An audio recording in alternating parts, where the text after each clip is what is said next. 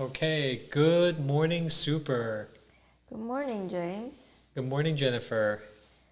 Okay, um, today, just jumping straight into it because we've been having some technical difficulties.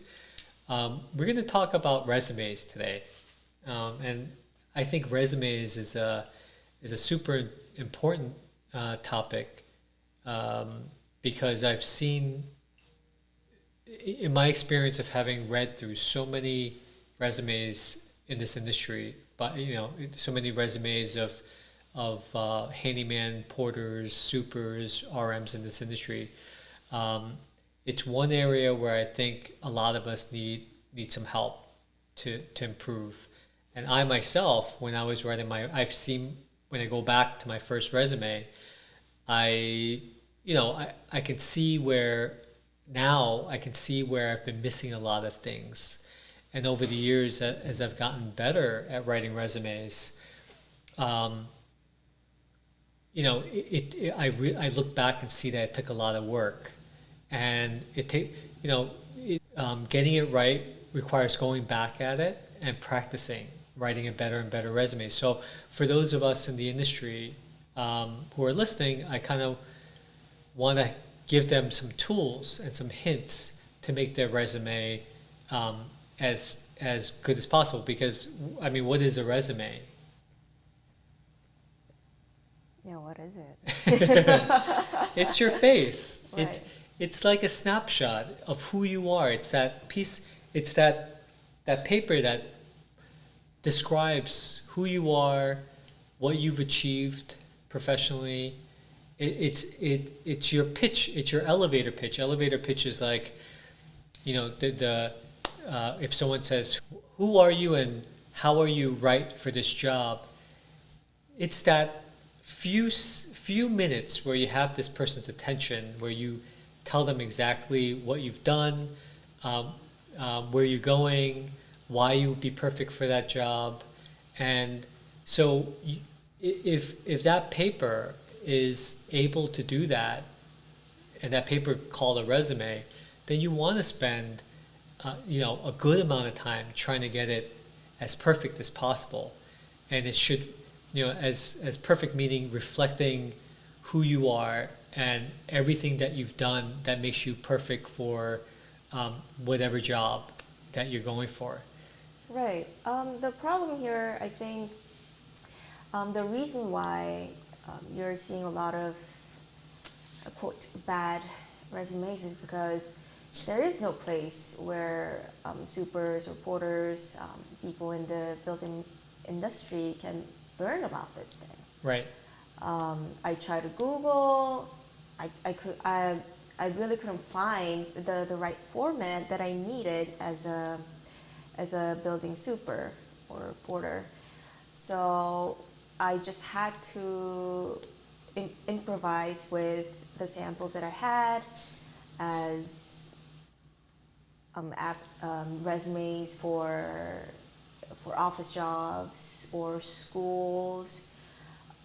So I found it really hard to to kind of grasp, or am I doing this right, or what? And after writing that, and especially when I didn't get the job, like maybe it was my resume. Sure. So yeah, so it will be a great place, a great episode where we can kind of go through in detail what is needed in the resume and what people are expecting Right. to see in the resume, Right. etc. Yep. I think that's great. I mean, I would just going back to your experiences, I would say if you're, if you didn't get the job, who knows what could be the reason, right? Maybe they don't like your name, right? Or something. But if you do get that interview because someone read your resume, it's because your resume was good. So at least you know that, that with a good resume, you will be called for an interview. So we want that resume to look great so that when the employer takes a look at your resume, by the end of hopefully right away, but by the end of that resume, he knows that, hey, I wanna meet this person. Yeah, so if you have a great resume, the interviewer will probably think, oh, this guy's knowledgeable. Not only he knows how to work in the field, but he can be kind of academic. Right. He knows the proper ways to put things together in a resume. So, I'm very interested, and you're gonna stand out from other resumes. Right. So, giving you more possibility and chances for getting the job. Yes. So I thought we'd handle this a couple ways because, before I forget, actually, when of all the resumes that I've seen similar mistakes come up. Mm-hmm. When I review the resumes and I see, what could be improved. The good news is that the mistakes kind of are common. Mm-hmm. So a lot of people are making the same mistakes on the resume, and if we can just fix them one by one, and it doesn't have to be at one time. You can, what I want to say is that your resume. It's not like you finish your resume and you're like, I'm done for the rest of my life. That's it. You should constantly come back to it, at least every couple of years. Look at your resume again, and you need to update that. So for those who have really written a great resume and have put it out there, in 5 years or 10 years, you're a different person. You're a person that's learned more things, that has probably earned more achievements and learned more skills, and your value changes to the person that you're working for. So you should always come back to your resume and update that. Always be ready to, like, if someone says, "Oh, who are you? Like, what have you done?" You can whip out or at least talk about yourself. As if you're reading from a resume, all of the things that you've done. And if you wait too long and 10 years go by, sometimes we forget what kind of value we offer to our employers. We forget how much we've changed and how much we've learned. So you should always go back and review that. So this episode is for people that want to learn how to put together a resume and have never done it before, or those of you who have put it together and need some help understanding, learning how to make it better. And it's also for those people who have great resumes already. And just to refresh, maybe this episode will kind of give you that little nudge to look at your resume again and to re-look at it and to see if anything's changed that you can add on to. Yeah, great. Okay.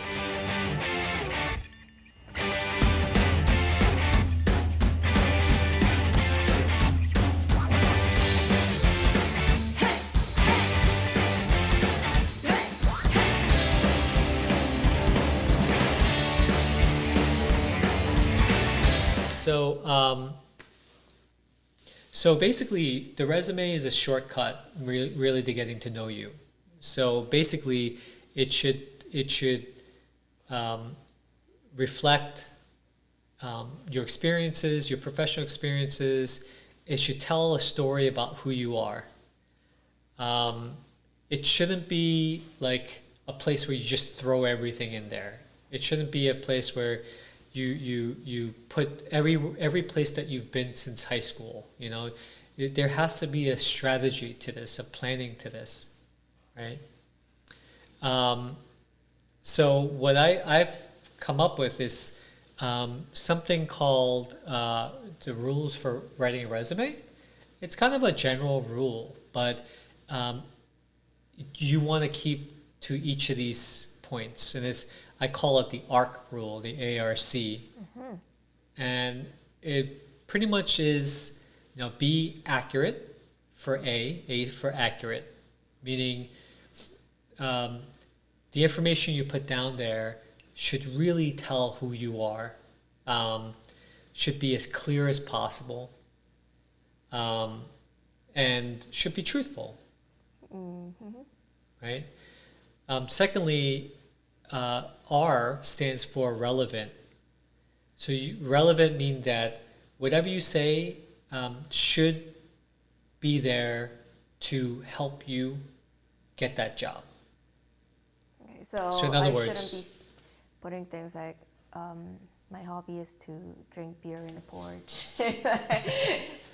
Something like that, right? That's I'm a great cook, or oh yeah, like something like that. Like I'm going for a handy tech position, and I cook really well. And everyone's gonna be like, how is that relevant to this position? Even if you're a star chef, they're gonna be like, no, we're happy you won all these awards for the best quiche or the best pasta in your town, but it doesn't have anything to do with us.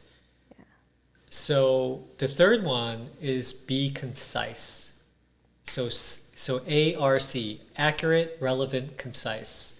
Concise meaning you want to be as brief as possible. Remember, this resume is your one shot. It's that resume that ends up on the desk of the person who is going to hire you, and you have probably 30 seconds. I would say even less, right? Maybe 10 seconds. Than that. You have 10 seconds. 2 seconds. 2 seconds? All right. You have 2 seconds to catch his attention.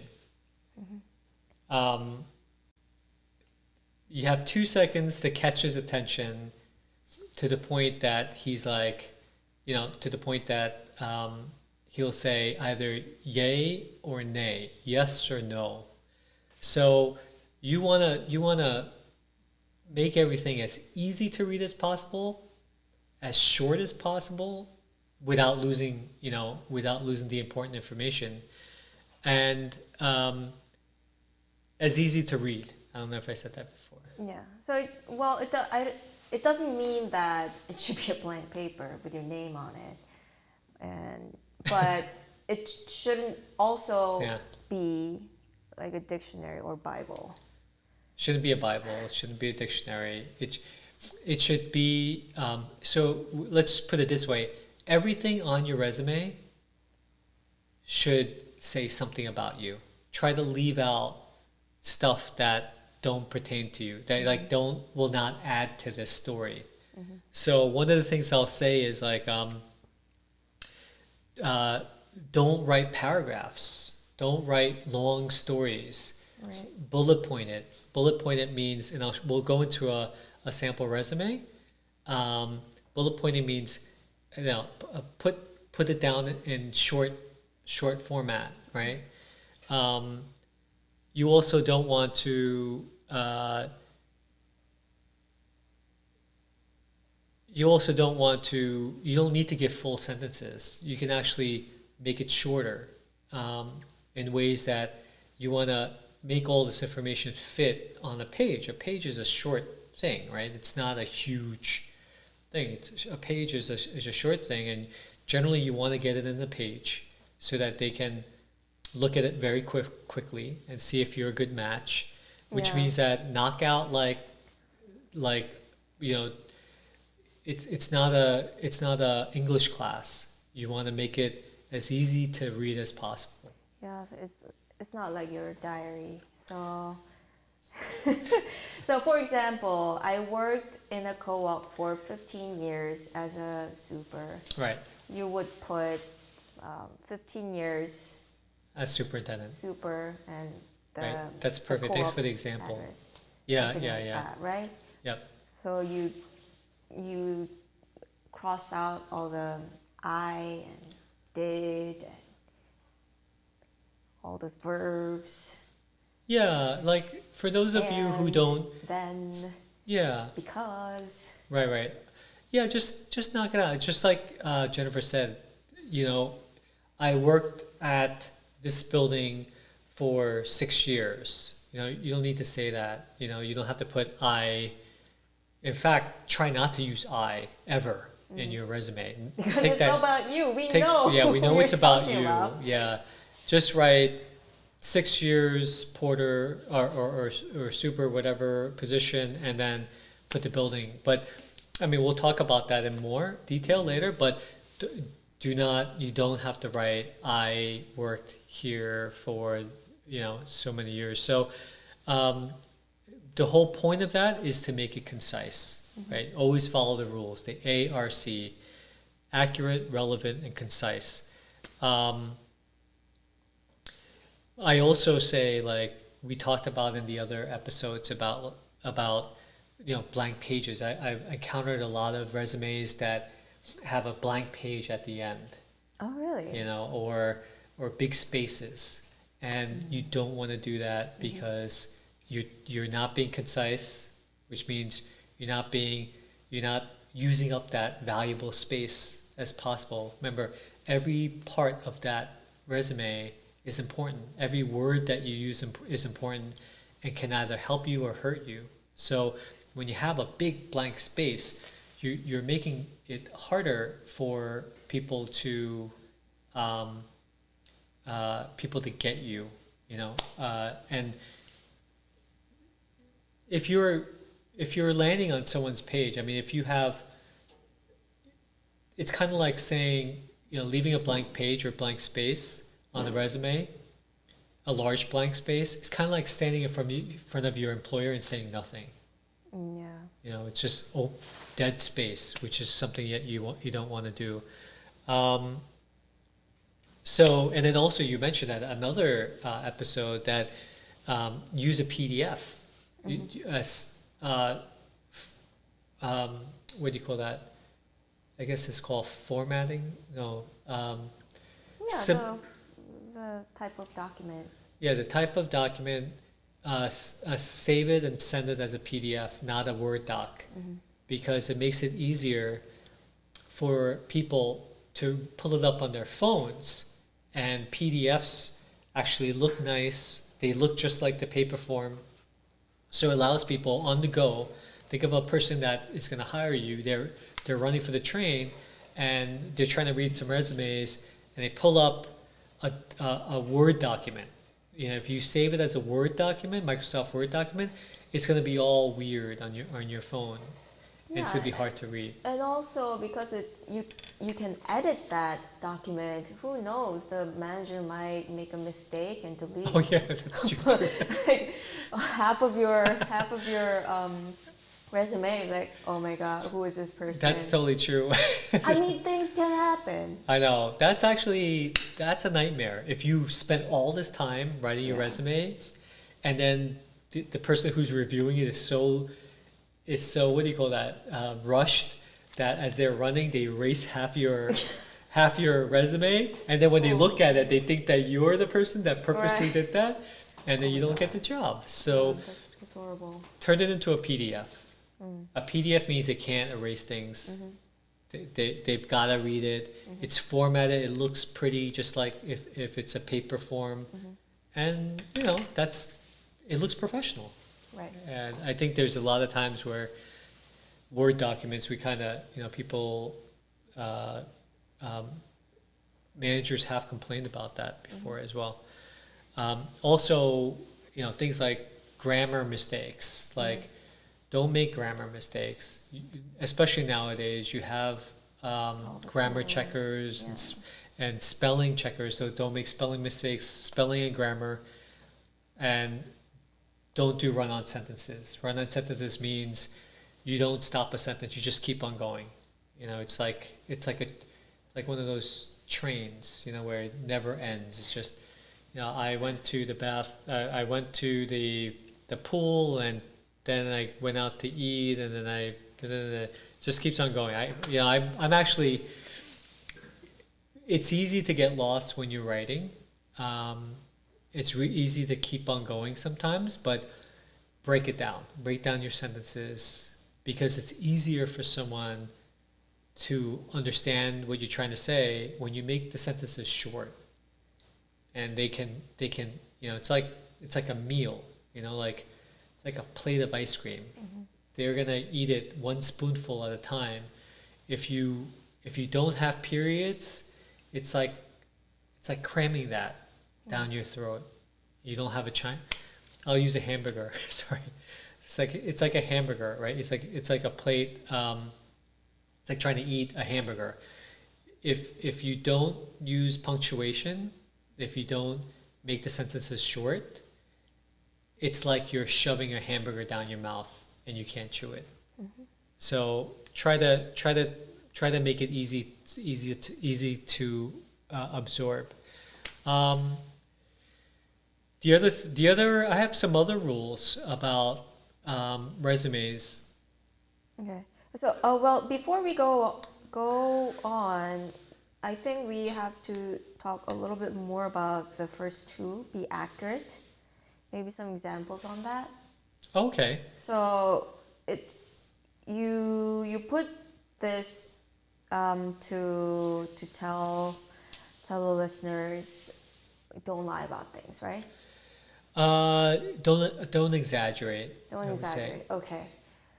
So what could be a good example? Well, a recent one is I saw someone say um, there's a software called Building Link that buildings use, and it's used to communicate with the residents and the doorman and concierge, and this person wrote on their resume something like they know. What did they say? Fluent? Not fluent, but full knowledge of Building Link. Oh, okay. And the problem with that is that Building Link is extremely rich with features. I mean, it's got stuff that I don't even know, and I'm learning, and I've been using Building Link for years. And for someone to say that, and they didn't actually, they weren't a Building Link, expert or anything. They were an RM, but when they said full knowledge, it gave you the impression that he knew everything about it. And in the mind of a reviewer, they may think that that's an exaggeration. Right. Yeah. So I don't particularly blame the super, because he or she might have meant, I know this really well. Right. So Right. it's Oh full no, yeah. knowledge, right? Yeah. I'm sure that's what he meant. So there's. You're right. Maybe it doesn't fall into exaggeration. Yeah. I mean, it seems like exaggeration in the opponents, the interviewers' eyes, yeah. views. But so that's why you have to be very accurate. Right. If you know some parts of Building Link, or if you have had experience in Building Link, using Building Link, then say that, I would say. Yeah, or proficient in Building Link, and you can even, if it's important to the position, you can actually break it down and say, this. So I know how to approve the invoices. I know how to send payroll, messages. do payroll through Right. Building Link, and that becomes really cool, because that's when people are like, wow, that I can see how he knows a lot about Building Link.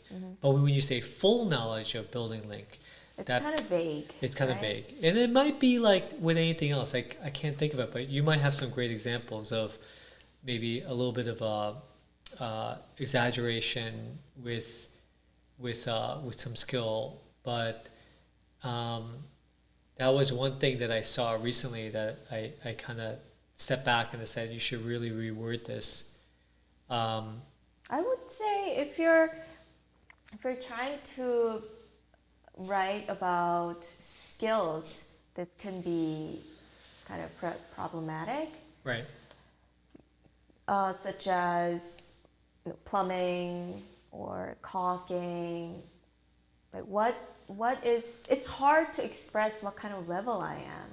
Well, yeah, yes, it is. Right? Yeah. So I feel like, personally, I'm an expert in plumbing, but compared to vendors, I probably Like am a licensed not. Yeah, plumber? licensed plumber.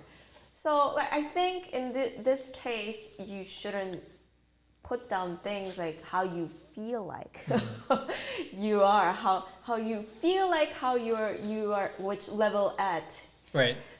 rather than there are some ways to express those things, right? Right.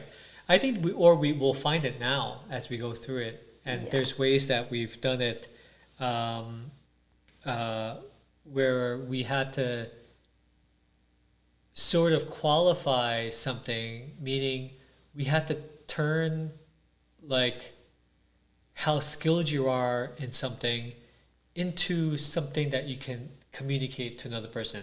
So it's kind of like saying, oh, I'm really good at it. Or I'm really, really, really good at it.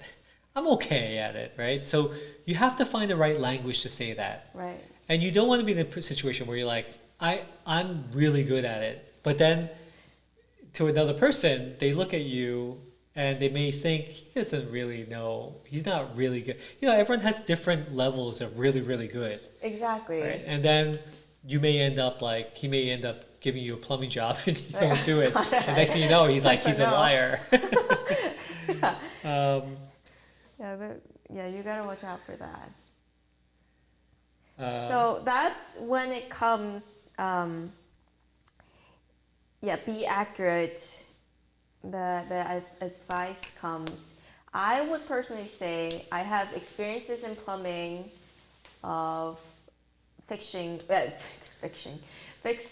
certain kind of issues. You know, for example, I solved a leak that was constantly going on for 3 months, or in this case, I would say,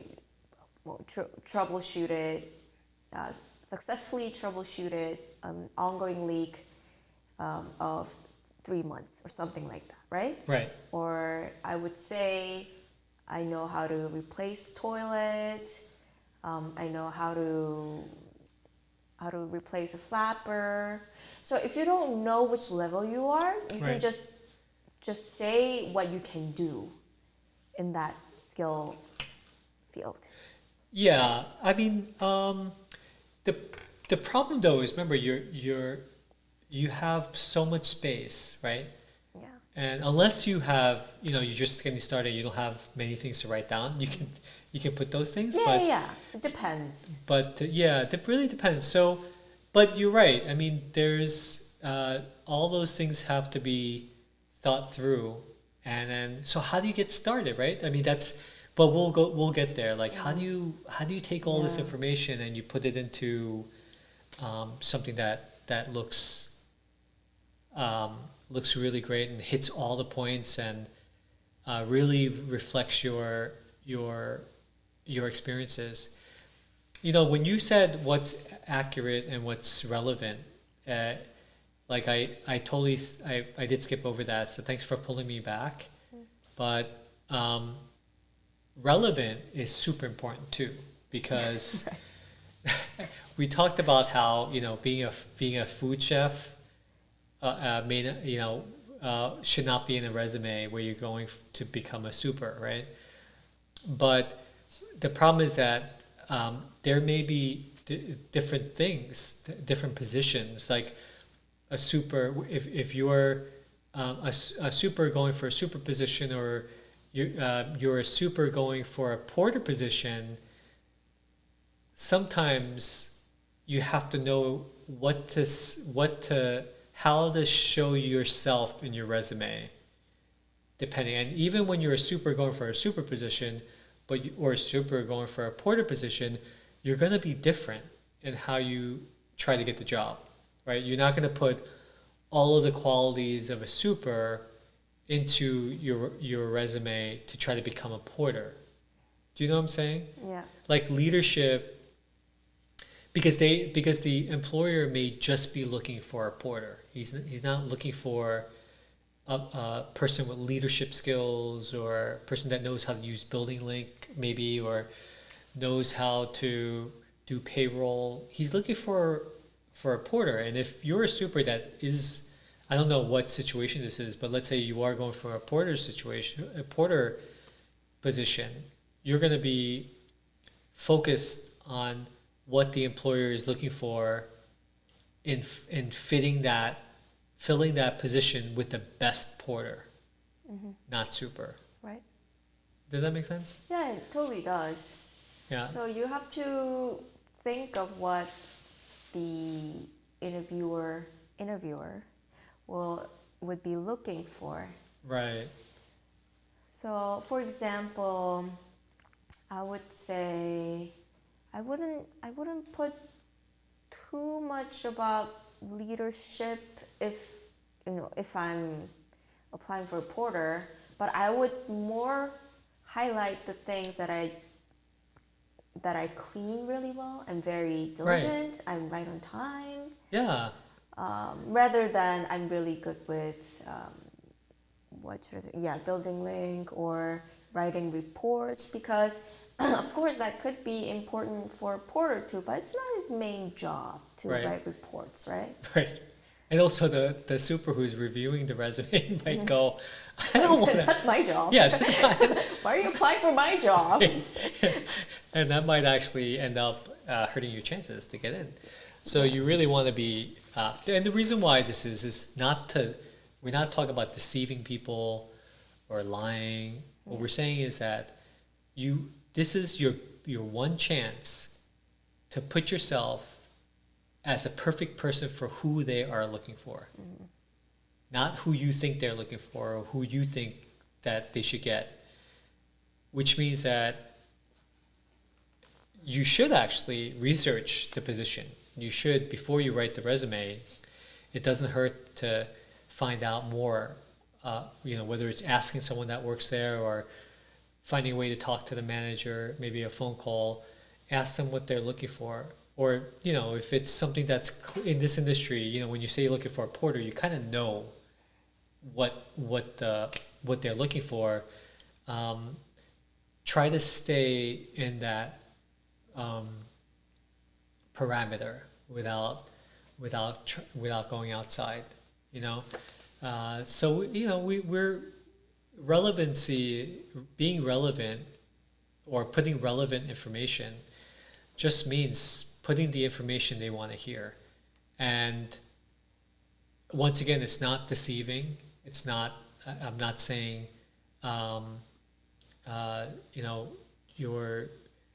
this is totally not lying. This is totally about marketing yourself in a way that makes it easy for that person to see that you're fit for the job. And provided you have that experience. I mean, don't lie about the experiences that you have. So, did you have everything about be accurate, by the way? Were you? Yeah, I think so. Did you have that covered? Because I think I left that pretty quickly. I mean, this is going to be the foundation of the conversations that will be held from now on. So I think we can kind of move along. Yeah, and sure. This will be. We'll come back to these two. Okay. I actually realized that I started this podcast, this episode, with the sample resume up on the screen. So we are going to start. We're going to go back to this to what I had up in the beginning. So this is a resume. This is a real resume. It's an actual resume of a handy tech at a building. And what I did was I took out, the phone number. So the phone number that you see over there and the address and the name, I took everything out and replaced it with something else. So you don't know who this person is. But I left everything else intact. I did take out his workplace addresses and stuff like that, the names of the building, but I did leave in I did leave in the rest of the stuff. Okay, so Welcome to resume writing. Now, one thing I didn't mention before, which I think I should, is that cover letters are awesome, and it's something that you should also add onto your Yeah, your that's resume. it. And that's it's a slightly a different animal. Your cover letter is supposed to make the person who's reading it interested to read your resume. So in other words, it goes on top of the resume, and when they get it, they read it, and then they're like, "Wow, I like what I'm reading," and then it makes them want to turn the page and read the resume. And if your resume is supposed to slam dunk it for you, where they read it and they say, "Okay, this person clearly has all the things I'm looking for in this position," and it um, uh, causes the reader to to give you a call for an interview. So the cover letter is pretty important, but we'll go through that. Maybe what we'll do is what I like to do is write the resume first and then write the cover letter, because your cover letter has to be almost the exact mirror of what you put down in your resume, but you're going to present it differently. I see. Can I say it like the cover letter is like the preview, movie preview? Yes, it's like a movie preview. Coming soon. Right, coming soon. Now, if you have, if you have an outdated resume, and then you write a new cover letter, and then all of a sudden it doesn't match with your resume, that will raise red flags. So you really want to put that cover letter together after you've finished the resume, and you're happy and good with the resume. And what I do with the resume, I'm just, it's kind of tough for people to start writing resumes. And I have a lot of people say, "Where do I start?" I say just start writing. Just put everything down, everything you can think of. Everything. Even don't plan on putting. Don't plan on everything that you put down in the beginning as being part of the final version of the resume. It's not. You're going to throw a lot of things out. But in order to get that full resume, you want to start really just putting everything that you can think of out there. Anything that you think is relevant. So let's say you've done the research, you figured out what are they looking for in this position? What are I want this job, what are they looking for? Once you figured that out, you start just putting stuff down that relate to that. Everything that you've done, all the reasons why you think that you're good for that. If you're this position was a handy tech, so you might say, okay, I heard that they're looking for a groundskeeper. Just you know how to use outside tools, because let's say you've used it in your house, or you've used it in your other job positions. Put it down. I've used a hedge trimmer. I've used this. I know how to prep a lawnmower. Just whatever you can, just put it down there, right? So that's one of the. And then what happens now is you're going to start cleaning it up and making it look better, having the right information there, making it more accurate, making it more relevant, and then making it really concise. Right. If you find it hard to put everything just together, I tend to think, oh, what did I do after I graduated school? So let's say, for example, 2001, what was I doing? 2002, what was I doing? 2003. Right. And then, oh, I was working in this building. What did I do there? There must have been some crazy accident, or what did I fix there? You can kind of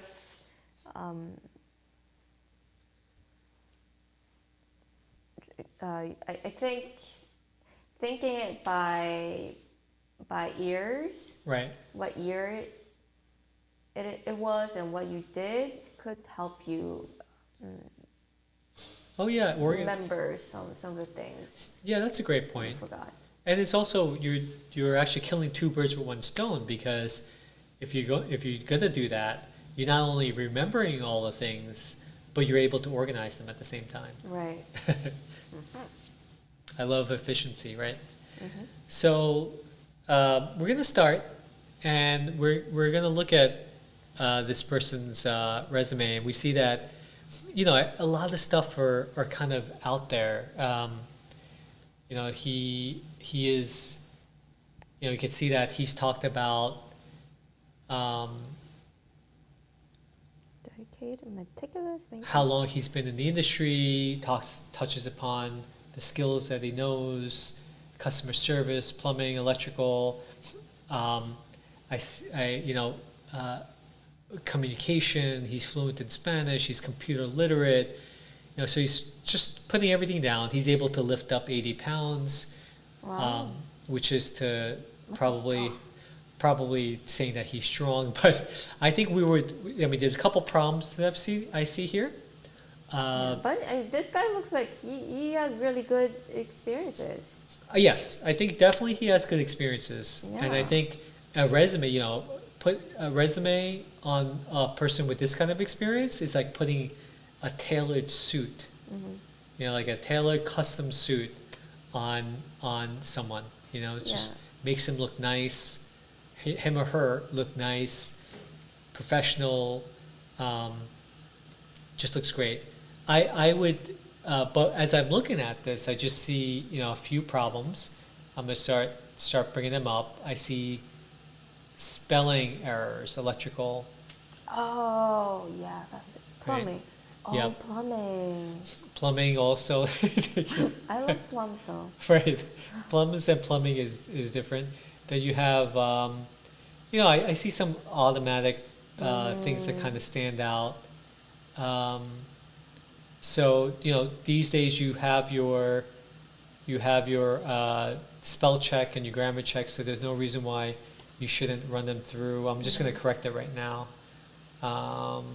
Electrical and carpentry, and then there's some formatting stuff that I see, like plumbing, electrical, and then he doesn't capitalize carpentry, Right. and then doesn't capitalize locksmith, stuff like that. And you want to. I'm pretty sure he put this together fast, and we were gonna review it together. So I'm sure there was he was looking to get back into this and to clean things up. But and as a first thing, it's not so bad as a first draft, right? It's not so bad, and like he has really good qualities.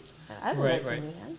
Right. He does Yeah, have. he can be a great candidate, I think so. regardless of the format. but- I mean, this is great first impression. Great first impression. But I do know him pretty well. So I can also, Oh, I what I'll do is, see. I'll tell you where I think that we may need to make things a little bit more accurate.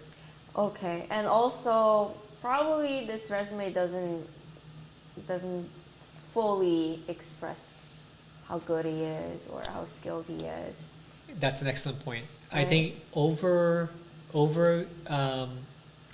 do you call that? Exaggerating? Or exaggerating, and then which is overstating your qualities is not good, but understating them and not Yeah. saying enough is just as bad. Because why would you not say how awesome you are if you are that, right? If you've done that. But I see a lot of people understate their qualities, and they shortchange themselves, because when they write their resumes, the people don't see the resume reader doesn't see how awesome that person is. Yeah. Oh, humble heart. Humble heart. It might be humble. I sometimes think it's humbleness, because a lot of people Yeah. don't want to show off. They don't want to Yeah. brag. They don't want to say they're great at this. But there's always a way to not do that, but also be able to stand out. Yeah, and also you want to tell them precisely, because Accurately. if it's too simple, people might imagining what kind of skills you have. Yeah. Because language is very, very vague. It's Right, very right. hard. So maybe writing in in a way that I would say I in resumes you can put a little bit of icing. Like you can I don't like the word bluff, but you can kind of puff yourself a little bit. No, I Not agree with puff, you. Not, but I think to a certain point where it sounds like you're proud of it, it's well, okay. well, let's say this. Not puff yourself, but there is a way to turn everything that you do, to step back from anything that you do and look at it from the standpoint of the value that you're giving. Yeah, So in other words, value and achievements. achievements, meaning that, a lot of us don't think of showing up to work punctually on time every day is is a thing. We don't give awards for that, right? But it's super important, right? Mm-hmm. So where you think that it matters that someone has to come in every day, punctually, on time, and you've never missed a sick day, I think you should put that in. Yeah. And I think that that's like, you can actually say,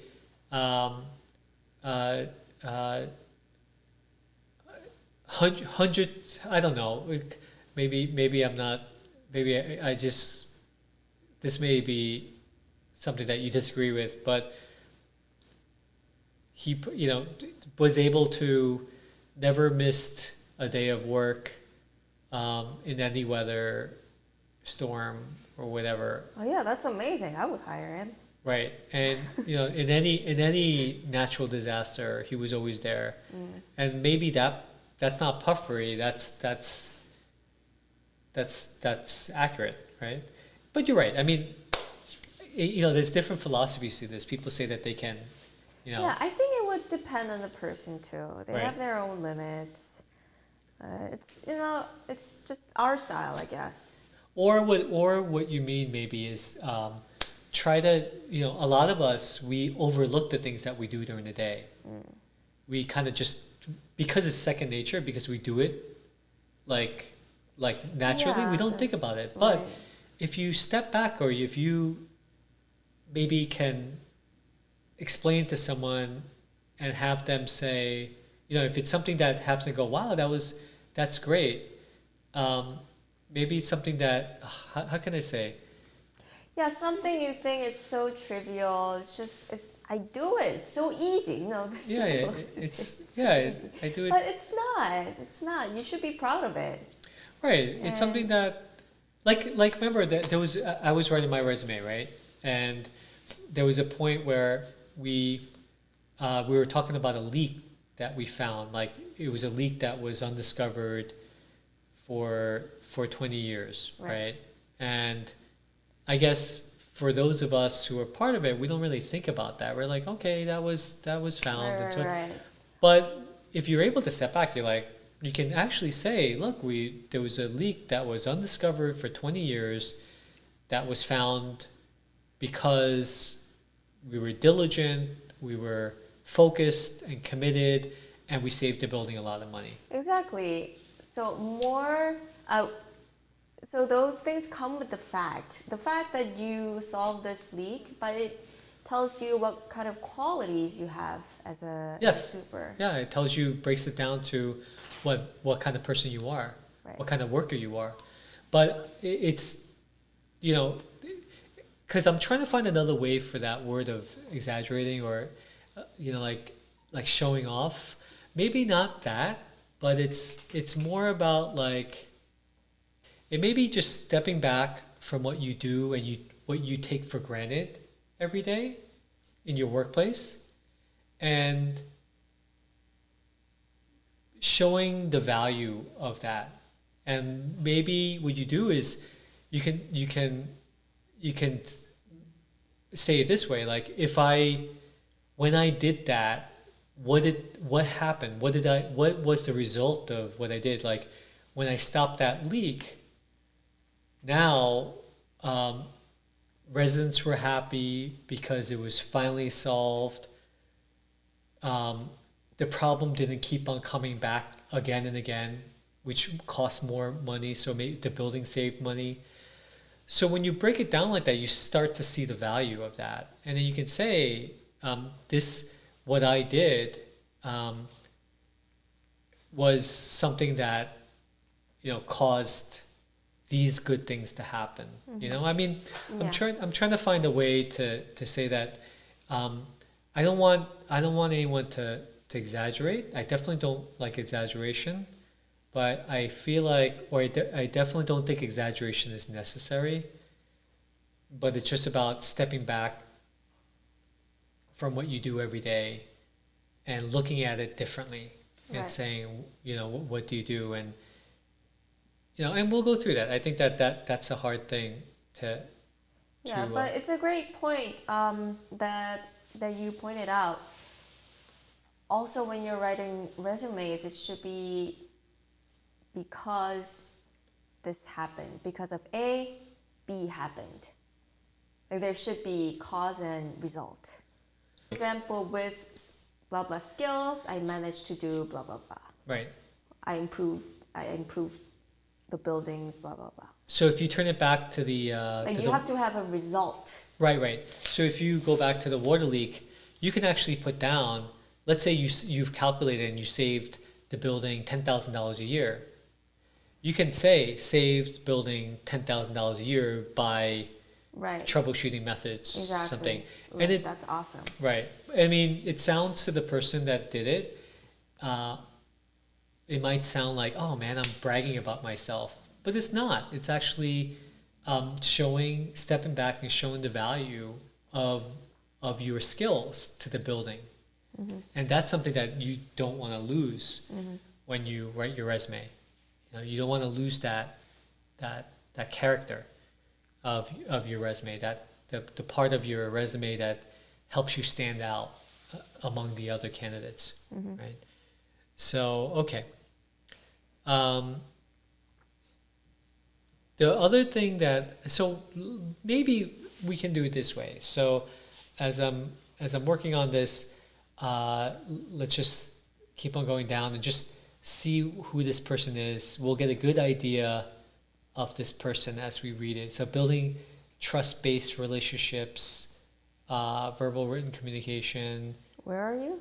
I'm actually in the first paragraph, the first part of it. I'll tell you where I am by coloring, like computer literate, and I'm going into his work experience, maintenance worker, develop team through training, monitor the allocated allotted area and communicate if any repairs are needed, perform basic repairs in plumbing, locksmith and mechanical, going down to maintenance worker in Regal Park. All right, so maybe we can do this. I think I like how he kind of put a lot of stuff in there, and I like how he separated it into different parts. So one thing that you should do in your resume, let's break down the different sections, right? So the first section is you always want to put your current work experiences, right? So What are you doing right now? Where are you now? Yeah. So let's just say over here where your current employment, right? And you want to put down the building, right? So we're going to put down current employment. You can put down your current employment position. And then you put down the building, location, basic location, and years, right? Years of employment. Okay. And then what you want to do is you start to now, let's let's go down. So current employment position, then work experience. You can say, let's say you're separating this, so you're saying past work experience over here, and you know you have the position, New York, and then that. We'll make it look prettier, but we're just separating everything. Yeah. All right, so that's great. Okay, so generally in a resume, you want to put down a short introduction on top, but your introduction should be a cover letter, so it's not extremely necessary. But you have everything that is for your current employment position, then you go into your past employment positions, and then at the end, you can see that he has education. You probably, you have skills, you have certifications and licenses as separate sections, because the purpose of this is that you're giving them a little bit of a background in what what you do, who you are, what your other skills are aside from your work experiences. I see that he put skills here, but skills should be actually on the other, and I don't think it needs to be there. I think maybe skills we can put into a different section. Maybe we can put it into something else. But the reason why, as I'm looking at this actually goes past a page and a half. So we want to not only, put everything that of this person's experiences and his skills and his achievements down in one page. We not only want to get all of his experiences and his achievements down, we also want to get them down in one page, a single page. So what we have here is, so you want to get everything down all in one page. So let me ask you something. Do you think education, what should be, what's the purpose of the section education or skills, certifications, or licenses? I think it's I don't know. It's something. It's basic. I think. Yeah, Just basic things you should put down as in a resume, especially certifications and licenses. I think he's trying to say achievements because those really are achievements, right? He's gone through class and gotten certified. Right. So he wants to kind of showcase them. He wants to show that to the employer, saying, "I have this and this and this and this." Right. And having this is proof that I know this and this and this and this. Right. So it's kind of like your proof, your list of proofs. It's your proof box or your proof list where you say, I have these things and I have these skills, and having these certifications or licenses prove that I have these skills. So, and maybe high school is to say that, I've actually achieved, education is to say I've achieved a degree. I've achieved that degree, and I have the correct mindset to finish a degree and to complete a course. So it's kind of saying that I'm focused, I'm determined, Right. I can start something, I can finish it, and stuff like that. But so I think I see what he's trying to say here. So I kind of, so I'm going to put myself in the shoes of this person. He's saying, I'm also fluent in Spanish in case I need to speak to peers or colleagues in Spanish. I can do that. Communication is not a problem for me, right, when I see fluent in Spanish. But how can we start to organize this? Maybe I can... Yeah, it's a lot of information here. Okay, before we move anything, let's see if there's anything that's duplicate. Okay, that's a great approach. Yeah, because okay. I'm seeing plumbing and electrical. So you have 3 lines that has there we go. Yeah. electrical and plumbing. All these can be in skills. Actually, four. No, that's not. So you think that you should put them into the skills at the bottom? I mean, Okay. for now, and depending on, I would say depending on the person. Yeah. If I am a person who wants to highlight the skills more, then I would put the skills in the first. Okay. So there's no First rules to slide. this. We can Not kind of really. be. The general rule is that what kind of work are you doing right now?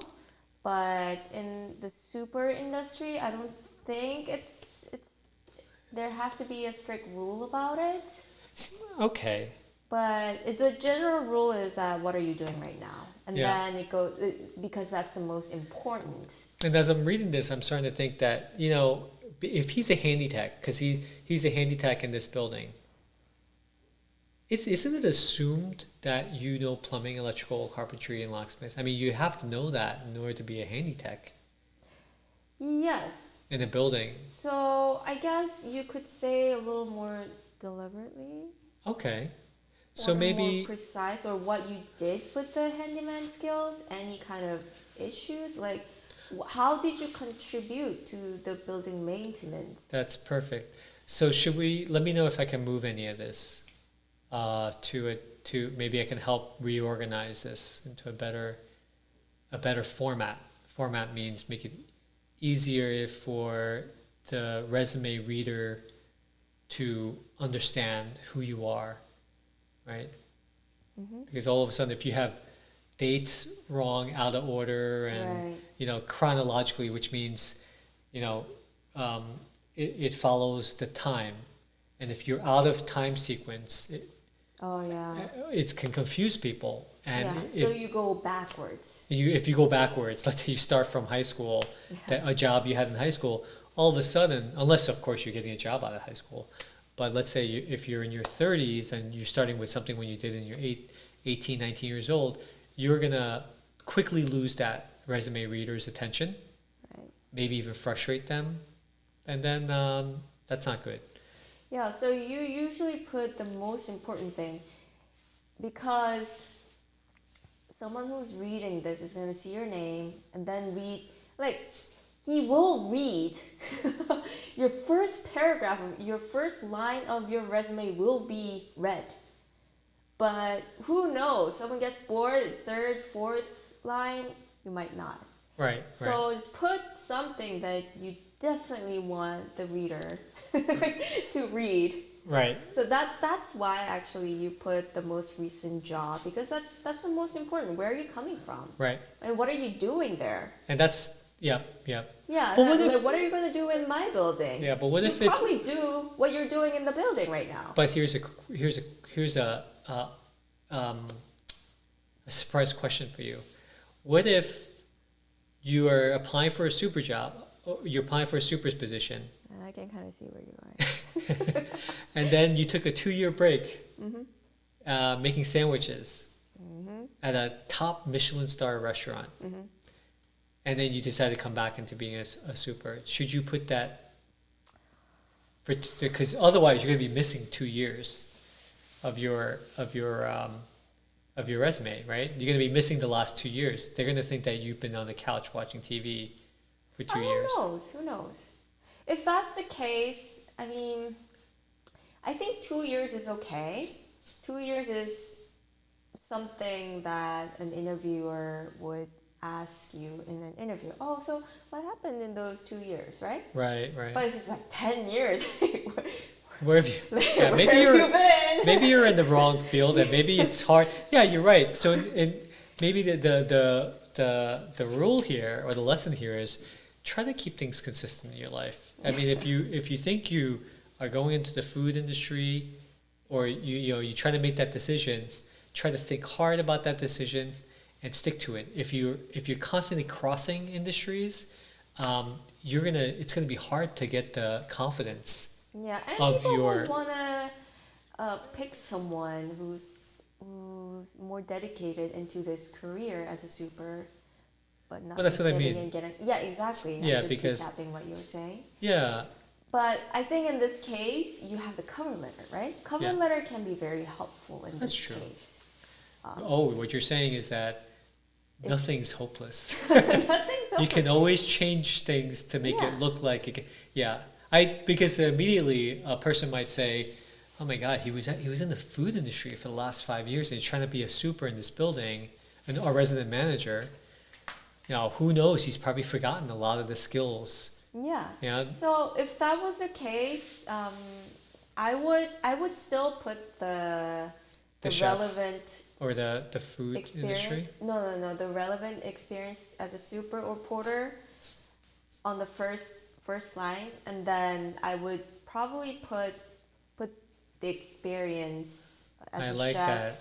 Yeah. in the very last Or line. maybe you could do it. Yeah, you could do it that way. That's And a I great can thing. explain in the cover letter. Yeah. I just I've been a chef for 2 years, but I remember how passionate I was for working in the building industry. I decided to come back and continue with my past dream of being a super. I think it will be a great opportunity for me. Now I'm not going to leave ever. Don't worry. Well, you can't really, say that, but Well, you could say that now I'm fully committed yeah, to this I'm field. ready to commit myself. You can kind of explain that in the cover letter. I think that's great. I think you've solved the problem. Yeah, and then The problem has been say solved. I believe I'll be a great candidate for Yeah. this job. Yeah, and I think if I was an interviewer reading that, I would be like, if I was reading it the way that you wrote it, I would say, okay, so this person obviously is skilled to become a super. He really wanted to test out his passion, maybe a different industry, and he came back with a firmer commitment. Yeah, and so in that case, you can make something a little bit negative, right? Right. It could be a minus for someone, but you can turn it into something plus. Right, right. So that's great. That's called spin. Yeah. But it's not spin. I mean, I think that you're taking everything has a positive and negative aspect to it. Everything, right? Because the negative aspect is that this guy does not know where he wants to go. He's a constant drifter. He's undependable, and that's the negative spin. But on the positive spin, it's okay for people to try different industries. Yeah. And so that's great that the cover letter, now we kind of see where we're going to go with the cover letter, because that's when you can kind of explain some things that Right. may stand out negatively. Mm-hmm. You can explain things that doesn't look so good in your resume. Right, but there could be cases, for example, being a chef, it's more money, so I'm gonna quit my job and become a chef. But it turns out it's super hard, and like you would rather go back and get a stable income. In that case, I mean, No, I think that's good too, because Yeah. look, why shouldn't we go for more to make a higher income? in that case, what would you say? So, if I had left in search of a higher income, in 5 years I went into, let's say, the stock market industry, right, to try to make stocks. Then I started to make money off stocks. Started to make money off stocks, and then I realized I just wasn't good at it, and I'm coming back to become a superintendent. What I would say is that, I went into this industry because it can't be just money, right? There has to be something that interested you, right? Yeah, I Or mean, or if it's all about money, you might as well just go into like selling drugs or something, right? I mean, easy money, or I should say, right? don't do that. So what I mean is that you can go into doing something to make money quickly, right? Right. It's going to be illegal. It's obviously not that. I mean, there's got to be something that drew you to the stock market to try try to leave building superintendent, become a day trader or something, and then realize that you're not. So I would say I explored. I left this industry to explore this field. What interested me about that field was this and this and this. Here's something better. You can actually say what was similar to that, to the super industry, was this. Maybe talk about how similar those two industries were. So you can kind of Connect them to say, look, I like this industry because it was analytical. I like to troubleshoot. I like to problem solve, which is why I excelled or did well as a building superintendent, because I was a great problem solver. So I tried my luck in a different industry. I succeeded for a couple of years, but realized, you know what? It's too, the negative sides of that outweighed the positive side. It was the bad outweighed the good, even though I liked it. And what I realized was I also realized that I really missed being in a building. I really missed the troubleshooting there. It was different types of troubleshooting. So you know what? I came back. But this is what I've learned. I've learned that I really like the building trades. What I learned is that, you know, also learn new skills from the stuff. I learned new skills from the right, and you can actually say these are the skills that I learned that I can think will work better in the building trades. Now I know how to do this better, do that Right. better. Right. So I think you can. I think you're absolutely, if you're a genuine, honest person, Right. that went in there, because you shouldn't be penalized for trying out different things. You shouldn't be penalized for punished. And you shouldn't feel bad as well. You shouldn't feel bad for trying to try different places, and if it means the potential to make more money, that's your God-given right. Yeah, everyone does that. God-given right. I feel mean, like a. I feel like a. everyone What do you? I feel like a. searches for higher income, earn more money. That's the American right. But it is. I mean, that should be you shouldn't be punished for trying to look for more income. Yeah. And as long as you're doing it authentically and you want to grow and you want to, But going back, let's see this. So what we decided was, just to make sure, you're going to put your most recent experiences down. Yeah. Right? But if you don't have one, because you were in another industry or something, it's okay. Just write it down. Yeah. Even if you didn't have a job for the last couple of years because the job market was bad, because something happened, or you had a family emergency and that just put you in a bad spot for a couple of years, your cover letter is the way to bridge that. Right. Your cover letter is the way to help explain that. Because if you just send in the resume, they're going to be like, where the hell were you for the last 5 years or 2 years? And it doesn't look good.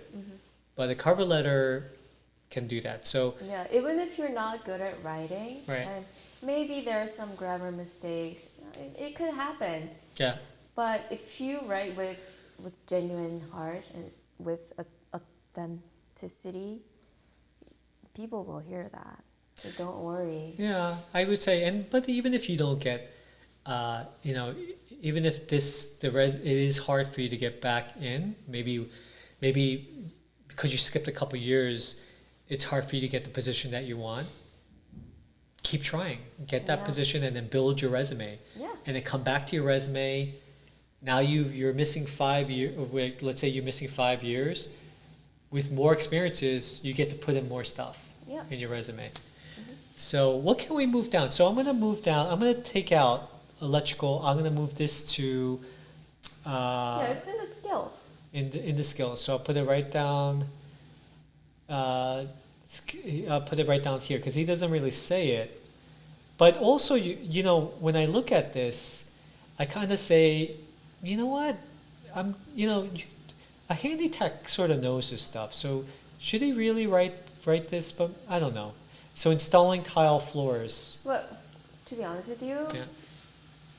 handy tag, is this like a special word that's... It's a handyman, but we're just trying to be a little a little bit. Oh, We I want to see. recognize the If that's the case, yeah. because I don't know what the word handicap means, so maybe you should put down that. Oh, I There see. could be people who doesn't know, Yeah. Okay, so we can work. I mean, but it's like basic. It's like language. I know how to speak English, well, you but could. you can put English in there. Yeah. I mean, a handy tech also. A handyman is. I think it's not. It doesn't give justice to the people in the building trades that are have to know a lot more things about equipment. A handyman traditionally is a person that puts up shelves and does these odds and ends around the house. Oh, then he should put in he's good with tools. Well, a handy tech, a handyman in a building has a lot more about a building. Um, Okay. so that's why I put tech because he's more like a technician Okay. versus a person that knows tools. Okay, Like he but knows a boiler. yeah, but you gotta be careful. Like, what's handicap? Right. I agree with you on that. Yeah, then Well, explain what you do. Then keep what you did in the building. Right. Like, maybe the job description itself is handicap, but I worked as a building handy person or handyman. You could say because handyman is the popular word. Yeah. You could say um, Is handicap really used throughout the industry? not. It's not too common. Handyman is more common. Is this like an official word? No, I mean even handyman. I mean handyman became the official word, but I think it was it's kind of a loose word to begin with. Oh, I That just see. was adopted as a. But there must be an official position of his No, job it's in the building. What is he called? handyman. Then it should be handyman, I feel like. Okay, gotcha. I mean, yeah. Unless the building hired quote handy tech. Right. Okay. Yeah. Handy right? tech is a word It should be that. official. This is why you have a resume. It Right, should right. be official. That's a good and point. Official. Right. Well, let's see what 32 BJ calls handyman. So 32 BJ handbook, and we're just gonna go into there, and we'll search for handyman. Oh my God, handyman doesn't come up in the 32 BJ. Let me see if porters come up. Oh, they do have porter. Security porters, security service. Maybe it's a maintenance person. Let's see.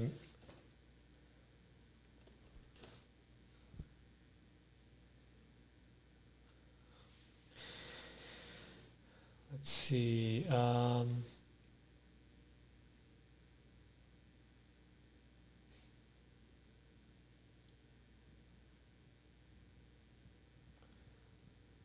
So you're saying just put down the official word of whatever You were hired. you were for. hired. Or if there's an official word for that replaces handyman, then you can put that. Right. But if it's like a special code or not commonly used, if I'm a building owner, maybe Right. managers might know, but if I'm a building owner, then what is this? I might say that. Right. Or you can say handy tech and then, well, it would be a waste of a line if you say I'm a handy tech and handy tech means blah blah blah. Yeah, that's an interesting thing. I don't think porter is 0.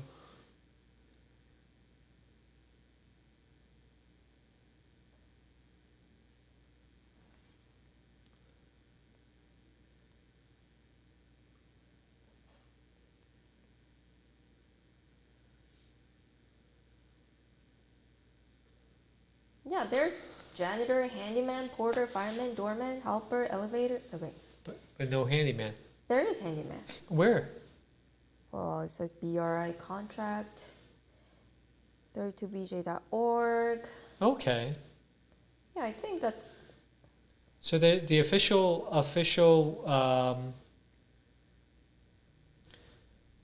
word for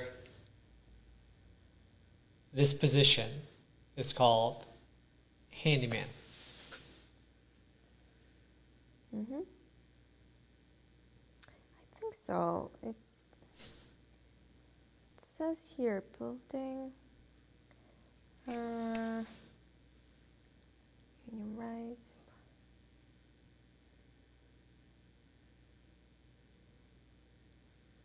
Yeah,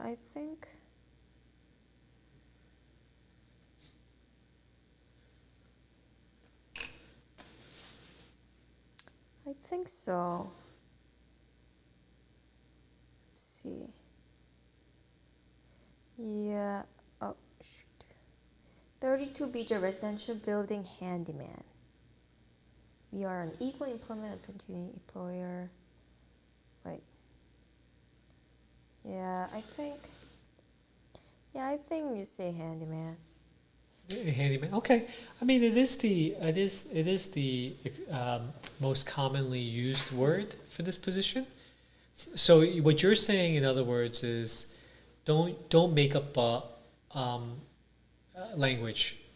Don't make up anything. No. Don't make up anything that Be accurate. That would- will confuse your reader. You Yeah. want to, even if it's may not be appropriate across the board. I mean, you have handy women, right? If it's official, Right. then just use the official word. Do you think a handy person is better? I mean, yeah, why not? Okay. Because I think it's, if I can understand, handy person is, okay, handyman. Okay. The same as handyman, yeah. I think it could be generally accepted. Okay. But handy tech is a little vague for me. Okay. As I'm looking at this also, I'm starting to see that things are kind of pushed together. I see that he tried to put dots between ideas. Oh, it should be just a line. Yeah, it should be line. And I noticed that he put porter duties here as well.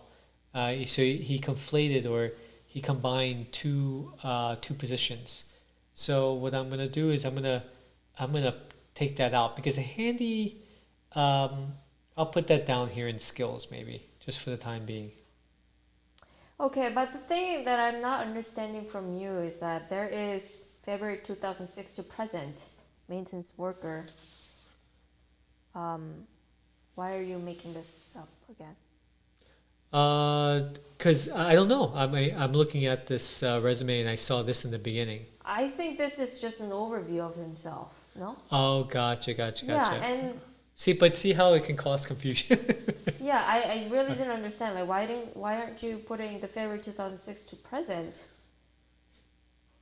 The first thing. Right. So basically, I put past work experience over there, but I'll put this up front. You know what? Yeah, let's just clean this up a little bit first then. Okay. 15 years. We don't really have to say 15 years because we know that he worked from 2000. So just to make sure we're on the same page, you are working on the first section. Yeah, first section, Okay. very first section. All right. So should we take this out, the handyman and building location, years of employment? Because it's a summary of him, right? Yeah. Okay. So let's just put, Why 15 years? Because he worked from 2000. It's like over 20 years then. right. So there's an accuracy issue. Yeah, I mean it's not a lie, but No, accuracy meaning like it doesn't properly reflect what Yeah. he's trying to say. So it doesn't, like he should be saying 20 years. yeah, 21 plus. 21 better plus than years. 20. Yeah, Okay. he's got great experience. And then maybe he was trying to say handyman, yeah, duties. Let's line them up. Customer service. Customer service really doesn't mean a lot. So I'm not sure. Let me just kill the.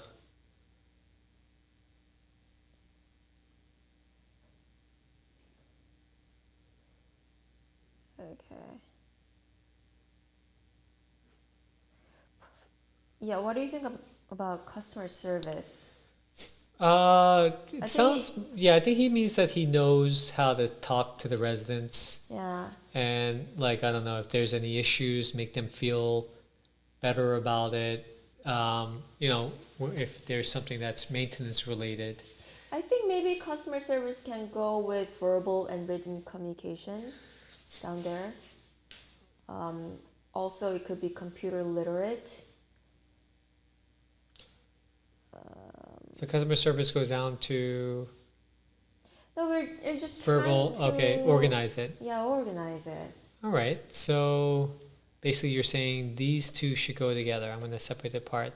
Yeah. Maybe you don't have to. A lot of this seems to be you don't want to repeat things, right, in a resume. So if you're going to have a languages section, you should move it instead of keeping it popping up in the beginning.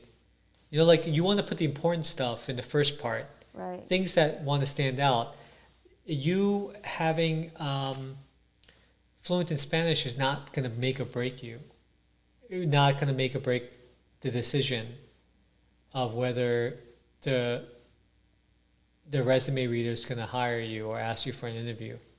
I mean, it depends. You might want a Spanish.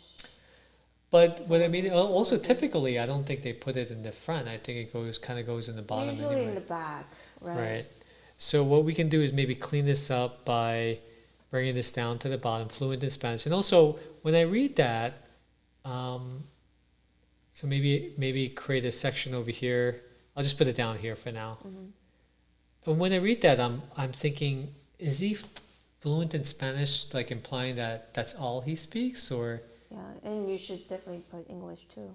Right. So because English is probably, an important language that they're gonna expect you to speak, because communication with the property manager, with shareholders, with vendors, Yeah. outside vendors, board members. Yeah. I'm not sure what it means proficient in maintenance of mechanical equipment. I think knowing his credentials and his skills and his history and experiences, I think that he means that he knows how to maintain, let's say, the lawnmower, the big lawnmower. There's like a John Deere outdoor machinery. So, and there's snow blowers that need maintenance.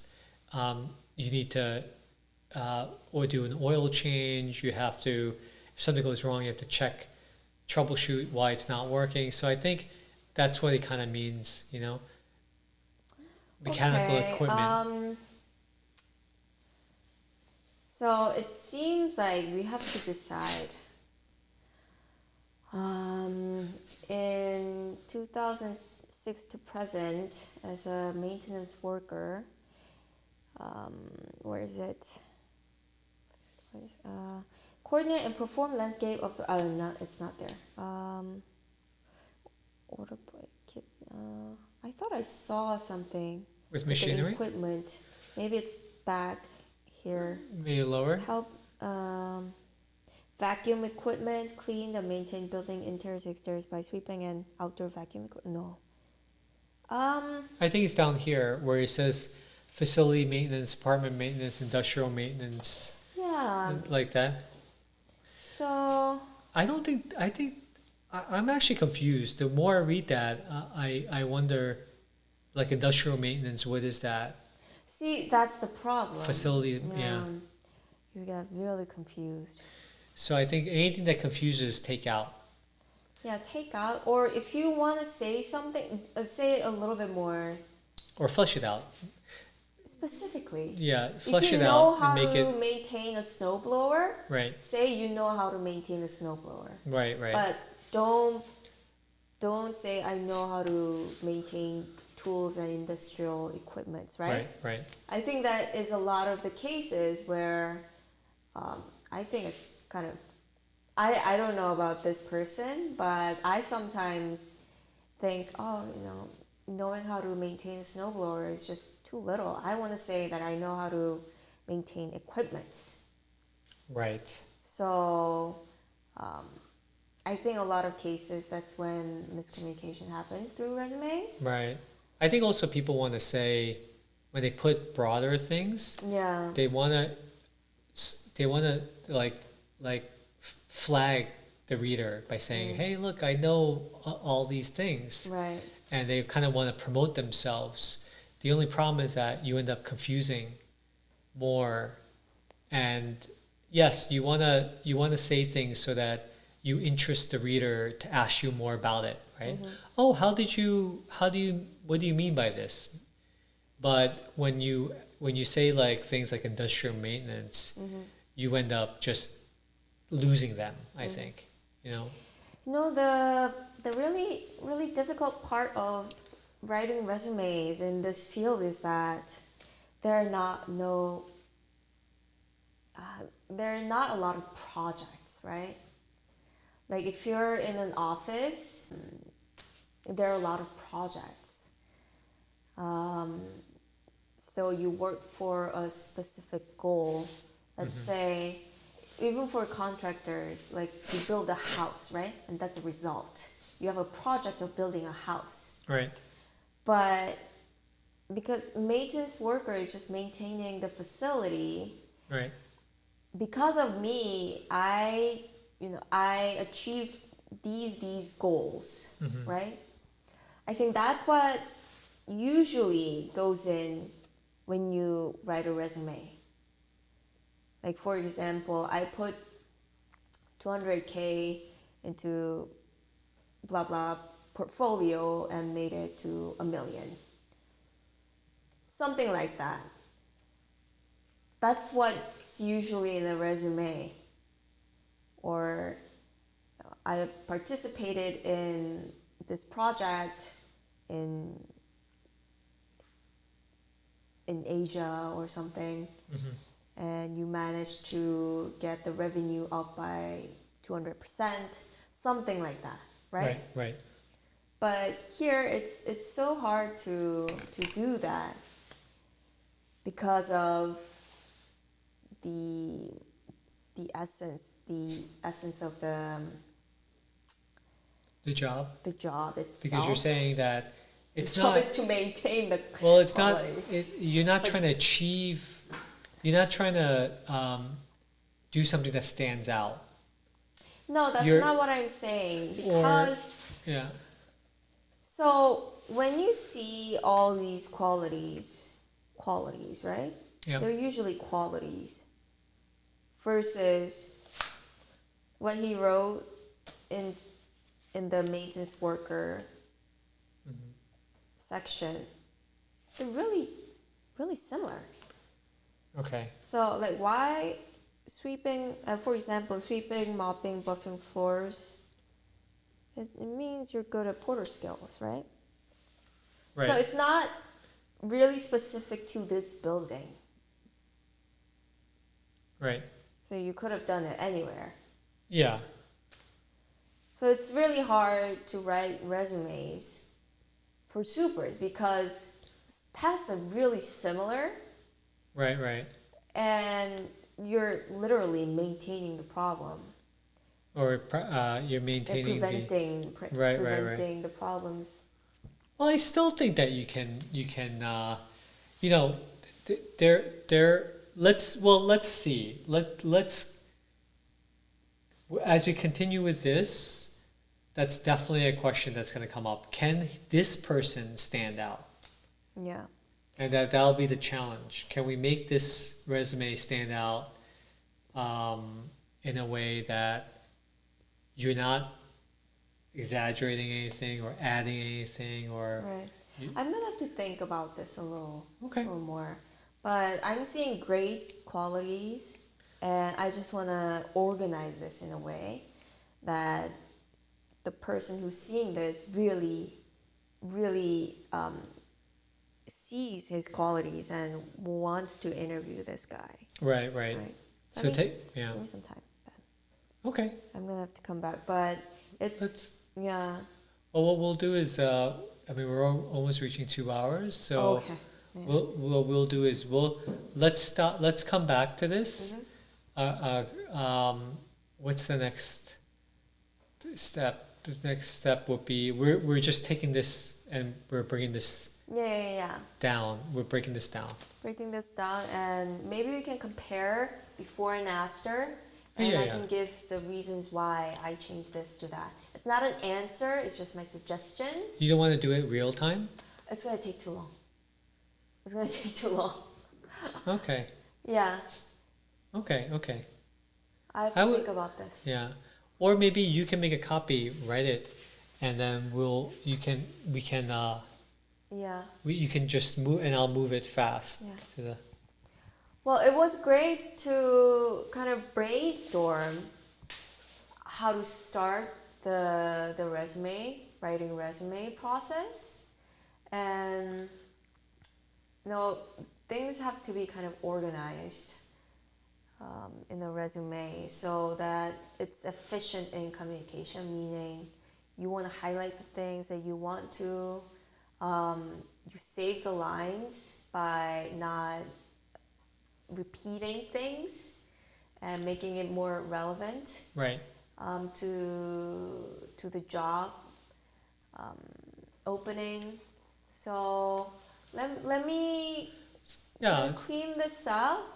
And this was a great start on the resume topic, I feel like. So we already knew. We already went through, keeping things Yeah. keeping things accurate, relevant, and concise, Right. short.